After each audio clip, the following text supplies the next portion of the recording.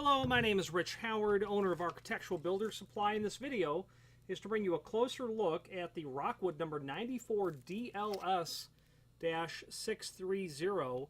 This is a satin stainless steel deadlock flush pull. I'm going to pull it out of the packaging here. This is the 94 DLS. This is shown in the 630 finish. That means it's solid stainless steel with a brushed finish. Stainless and a brushed finish is the absolute most durable natural finish available in the entire industry of hardware.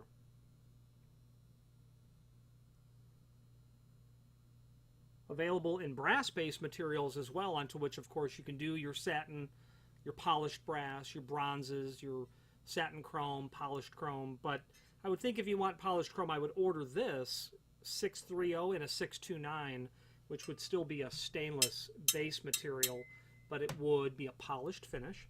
This is a Type 304. You can also order this in a Type 316 stainless, which is a significantly higher grade of stainless steel when it comes to corrosion resistance. Where are you going to use this? Well, somewhere where you've got a mortise cylinder, there's no doubt. Deadlock flush pull. This is going to give you... There's a product template below this video. Let's start with that. It's going to give you all the important dimensional properties. You've got an 1¼ inch hole through it for the cylinder, and that is, well, not only a mortise cylinder, but a rim cylinder as well. So if you have, here's a great scenario for this. Your client says, I need to have some way to get in, and I don't want to have to use my key to pull the door open when I stick it in the cylinder, so give me something, but give me something that is not going to invite vandalism, attempts at break-in, things of that nature. This is recessed, it's flush, just the thickness of the material is going to be projected off, which is 1/8 of an inch. You'll be able to install your rim cylinder right through here to the back of your exit device. You'll be able to two-hand operation. One key goes in, the other key, it's got your hand in the plate, and you're off to the races. Very nice, clean, elegant way to solve that problem. Some people also like the fact that there are nothing other than sheet metal screws that are there. So if someone really tries to get that open, I'm going to bet that the installation of the screws will fail before they're able to get very far on pulling that plate out. I mean, literally, people want to buy from me a very cheap pull for their door that if someone were to put a hook on it and pull it open, it'll rip right out of the door. That's by design, very often, in fact. A piece of hardware like this is a little bit different in that you do have the cylinder going through the hardware, but nonetheless, this is what that's really intended for. I personally would probably upgrade this to 1024 sex bolts through the door if I was really expecting a lot of use and abuse on this. In fact, sheet metal screws would be my last option. Drilled and tapped machine screws would be my next option. Through bolts would be my other option. That's what I would prefer on this. Now the link below this to the template, and then there's somebody out there saying, yep, I'm going to weld it right to the door. I've got a structure that I can weld this stainless down. I'm going to weld it. Okay, great. Template, let's go over it. The overall width of the unit is 6 1/8. The height is going to be 5 inch. That cylinder is going to be right in the middle. This is going to be non-handed and reversible as a result of that, either way you like. The back set of that hole is 1 1/8. Edge of the plate to the center of the hole. Again, that hole is 1¼ inch, typical rim and mortise cylinder requirement. My tape measure makes it look a little funny, but it is 1¼ inch. You've got a hole, a cup preparation that I don't see drawn on the template. That opening is going to be about 1¾ inch by 3 1/8. Depth of that preparation is going to be about 7/8. Overall projection, also about 7/8. They're going to want you to do a mortise that's going to be 3 3/4 tall. That would certainly be adequate, if not maybe slightly too large. I would think you could certainly make, well, they're saying that because if you're doing, this is going into steel, you're not going to chisel those corners out so easily. But nonetheless, when you look at the location of the screw holes for 3 3/4, that doesn't really present a problem. You're away from the screw holes is what I'm trying to say.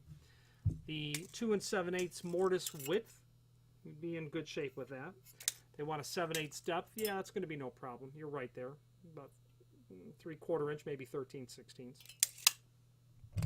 Thickness of the material. You know, this appears to have a lacquer over it.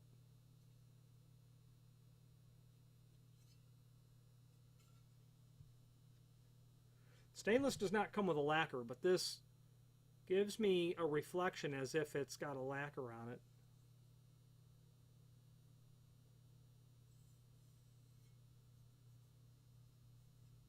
It very well might.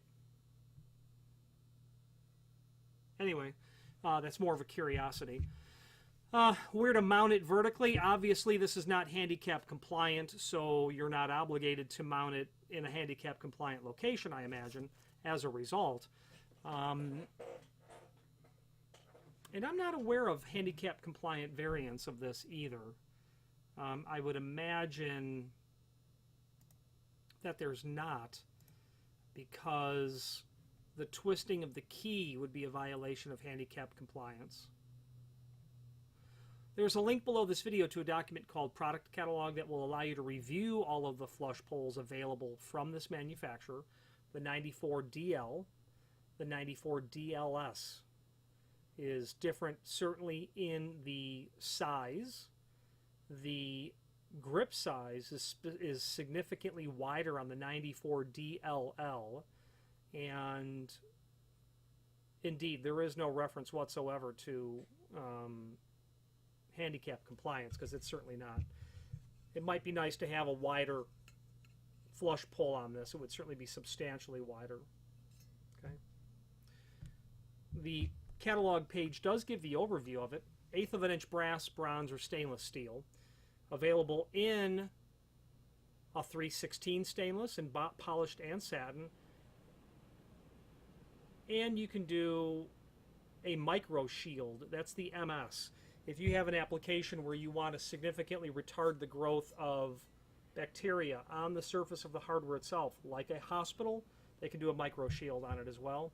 Used with deadbolt locks, 1 1/4 cylinder, you could have just literally a deadbolt on your door and no other way to open it, and you don't want to use the key.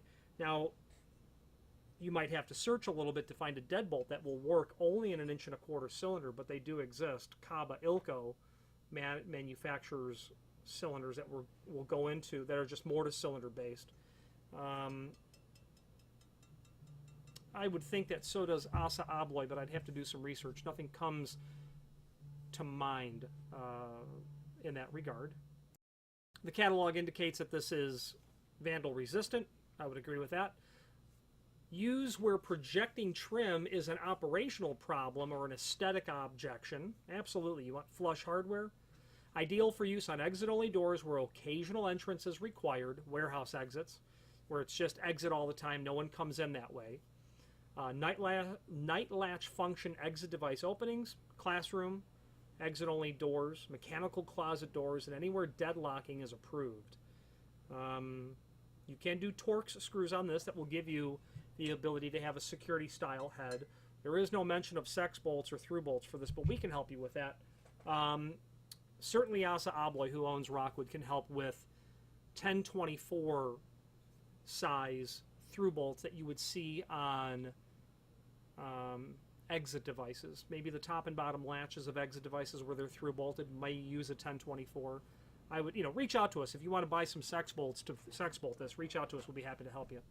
The rest of the product catalog will, and I want to refer you to the last page where it does show the handicap compliant version of a flush pole, the BF97. The BF97L is a heavier duty version, and that's interesting. The L will give you welded on lugs on the back that you can then through bolt it. Not sure why this unit does not have that.